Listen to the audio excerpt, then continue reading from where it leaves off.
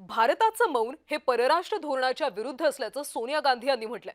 काँग्रेस नेत्या सोनिया गांधी यांनी विशेष लेख लिहिलाय। अमेरिकेच्या हल्ल्यासंबंधी भारताचं मौन हे चिंताजनक आहे। सोनिया गांधी यांच्याकडून विशेष लेखात हे नमूद करण्यात आलंय।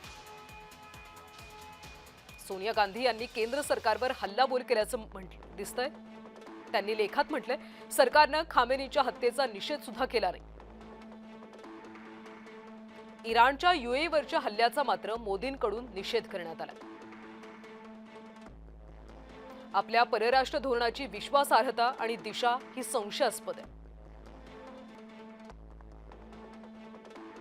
इराण युद्धात मौन बाळगणं हा त्रयस्थपणा आहे। युद्धाची घोषणा न करताच राष्ट्राध्यक्ष खामेनींचा वध झाला।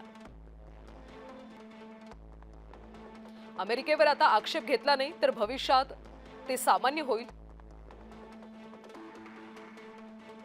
मोदी इस्रायलवरून परत येताच हल्ला होणं हे बेचैन करणार आहे। मोदी इस्रायलला बिनशर्त पाठिंबा देऊन परत येताच हल्ला झाला। काँग्रेस या अमेरिकेच्या हल्ल्याचा निषेध करतं, असं सोनिया गांधींनी पत्रात स्पष्टपणे म्हटलं। इराण आपला धोरणात्मक मित्र आहे। अनेकदा त्यांनी आपल्याला मदत केली।